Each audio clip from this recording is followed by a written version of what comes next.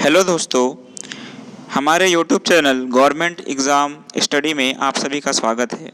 दोस्तों, आज आपके लिए मैं लेकर आया हूँ मध्य प्रदेश हाई कोर्ट में निकली कुछ भर्तियों के विज्ञापन के बारे में। तो दोस्तों जान लीजिए, ये एक अच्छा मौका है जो कि छोटी पोस्ट की तैयारी करते हैं उनके लिए वाहन चालक, भृत्य या चपरासी, चौकीदार, जलवाहक एवं मालिक एवं स्वीपर के कलेक्टर रेट के आधार पर कुछ भर्तियां निकलने वाली है। तो दोस्तों याद रखिए कि मध्य प्रदेश हाईकोर्ट के द्वारा ये ग्रुप 4 या चतुर्थ श्रेणी कर्मचारियों की भर्ती है जिनकी एग्ज़ाम नहीं होती दोस्तों, सीधे साक्षात्कार होता है और साक्षात्कार के द्वारा इनका चयन कर लिया जाता है। तो आइए जानते हैं इस भर्ती से जुड़ी सारी जानकारी। तो जैसा कि आप देख पा रहे हैं, इसमें ऑनलाइन आवेदन प्रारंभ होने की तिथि है 9/11/2021 यानी 9 नवंबर से आप इसका फॉर्म भरना स्टार्ट कर सकते हैं। दूसरा है दोस्तों, अंतिम तिथि 24 नवंबर 2021 यानी 24 नवंबर तक आपको इसके लिए एप्लीकेशन करनी है।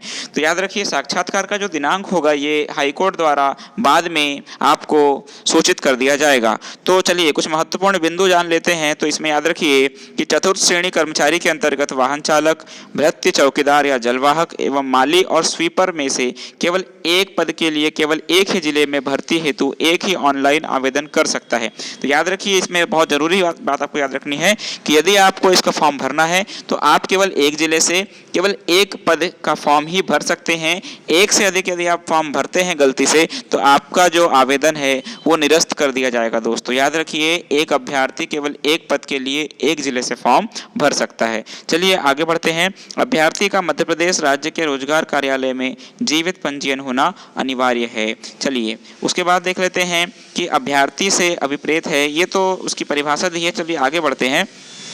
तो ये देख लीजिए कि रिक्त पदों की संख्या के आधार पर पहला पद है वाहन चालक या ड्राइवर, जिसमें आप देख रहे हैं कि कुल 36 जिलों से 69 पद के लिए ये पद निकले हुए हैं। तो इसमें आप देख रहे हैं जैसे कि अलीराजपुर, अनूपपुर, भोपाल, बुरहानपुर, छतरपुर, छिंदवाड़ा, दमोह आदि जिले, और अंतिम में देख लीजिए ये उज्जैन, सिंगरौली, बैढन, सीधी, शिवपुरी। इन कुल 36 जिलों से 69 पद निकले हुए हैं। चलिए सेकंड पद के बारे में जानते हैं। भृत्य, चौकीदार या जलवाहक या जिसे हम चपरासी भी कहते हैं सामान्य भाषा में।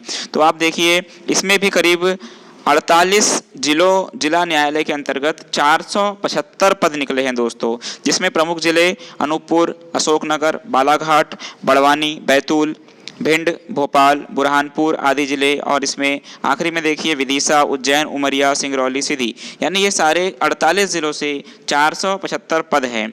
ठीक है दोस्तों, और इसमें निम्नानुसार जो है दिव्यांग अभ्यर्थियों के लिए कुछ रिजर्वेशन दिया हुआ है, जिसमें श्रवण बाधित यानी जो कान से होते हैं, दृष्टि बाधित आँखों से संबंधित, और अस्थि बाधित यानी आपका जो विकलांगता है वो हड्डियों से, ये तीनों अभ्यर्थियों के लिए अलग अलग रिजर्वेशन दिया गया है। तो आप इसे आराम से पढ़ सकते हैं दोस्तों, इसका स्क्रीनशॉट ले सकते हैं। और उसके बाद पद प्रवर्ग 3 की बात करें तो इसमें माली का पद है, और माली के पद में दोस्तों याद रखिए 37 जिला न्यायालयों में 51 पद पर भर्तियां होनी है। माली आप जानते हैं जो कि गार्डन में काम करते हैं, गार्डनर, और इसमें प्रमुख जिले अशोकनगर, बड़वानी, बैतूल, भिंड, भोपाल, बुरहानपुर, छतरपुर, छिंदवाड़ा, दमोह, देवास, अन्य जिले जैसे ये देख पा रहे हैं सिंगरौली, सीधी, शिवपुरी, श्योपुर, शाजापुर, सिवनी आदि जिले। तो याद रखिए माली के पद 37 जिला न्यायालय में कुल 51 पद निकले हैं। इसमें भी विकलांगों या दिव्यांगों के लिए रिजर्वेशन दिया गया है। चौथे पद की बात करें दोस्तों तो चौथा पद है स्वीपर या सफाई कर्मचारी। तो इसके अंतर्गत दोस्तों देखिए कुल 44 जिला कोर्ट में 113 पद निकले हैं। तो 44 जिलों में जैसे विदिशा आप देख पा रहे हैं, उमरिया है, सिंगरौली, सीधी, शिवपुरी, शाजापुर, शहडोल, सिवनी, सीहोर, सागर, रीवा, रतलाम, रायसेन, और शुरुआत में देखिए जैसे अलीराजपुर है, अनूपपुर है, अशोकनगर है, बालाघाट है, बड़वानी है, बैतूल है, भिंड है, भोपाल है। ये प्रमुख जिलों कुल 44 जिला न्यायालय में 113 पद निकले हैं दोस्तों।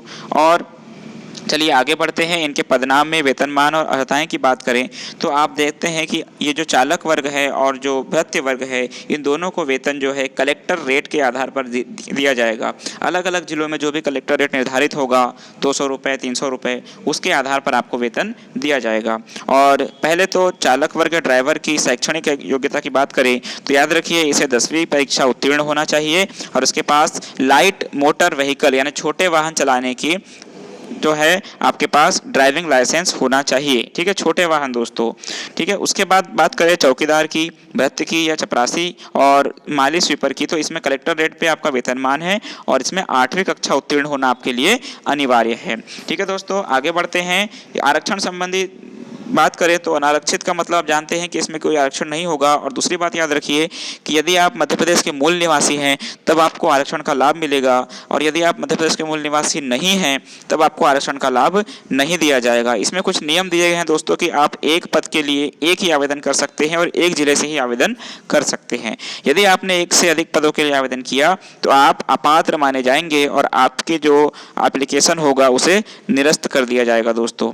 तो चलिए दोस्तों आगे बढ़ते हैं, कुछ अन्य संबंधी अनर्हताएं पढ़ लेते हैं। तो इसमें आप देख पा रहे हैं कि साक्षात्कार में किसी तरह का समर्थन प्राप्त किया हो, इसमें यदि आप किसी अन्य व्यक्ति के द्वारा या सिफारिश करते हैं या गलत तरीके से वहां अपना एप्लीकेशन देते हैं तो आपके जो एप्लीकेशन है उसे निरस्त भी किया जा सकता है दोस्तों। चलिए आगे बढ़ते हैं, आयु के बारे में जान लेते हैं, एज क्राइटेरिया के बारे में। तो आप देख रहे हैं जैसा कि इसमें न्यूनतम आयु जो है ये 18 वर्ष है, और दूसरा है पुरुष आवेदक के लिए अंतिम जो आयु है वो 40 वर्ष होनी चाहिए, ये जनरल कैटेगरी के लिए। यदि पुरुष वर्ग यदि कोई शासकीय निगम या मंडल में कार्य कर रहा हो तो उसके लिए 45 वर्ष। पुरुष आवेदक यदि आरक्षित वर्ग का हो जैसे ST SC OBC में, उसके लिए भी 45 वर्ष। पुरुष आवेदक यदि किसी सरकारी का जॉब में है या नगर सैनिक है तो उसके लिए 45 वर्ष। महिला आवेदक यदि अनरिजर्व्ड है, जनरल है, तो उसके लिए 45 वर्ष। महिला आवेदक यदि कोई शासकीय कर्मचारी है, किसी निगम मंडल में काम कर रही है या विधवा है, परित्यक्ता है या तलाकशुदा है तो उसके लिए 45 वर्ष। और महिला आवेदक जो कि आरक्षित वर्ग की है ST SC OBC, उसके लिए भी 45 वर्ष अधिकतम आयु निर्धारित की गई है।